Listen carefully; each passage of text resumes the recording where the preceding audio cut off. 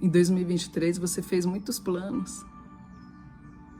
Foi o plano de ficar mais com sua família, foi o plano de amar mais, cuidar mais dos seus, foi o plano de ser uma esposa mais zelosa e cuidadosa com seu marido, foi o plano de ter mais tempo de qualidade com seus filhos e ficar menos ao celular, foi o tempo de estudar, foi o tempo de cuidar mais de você. Você, mulher, foi o tempo de se maquiar, de cuidar de você, exteriormente falando, e também da tua alma. Você escolheu 2023 para fazer uma metamorfose, uma mudança na sua vida. Não espere passar mais 9% e chegarmos em março. Escolha hoje, o tempo é hoje. Bom final de semana para você.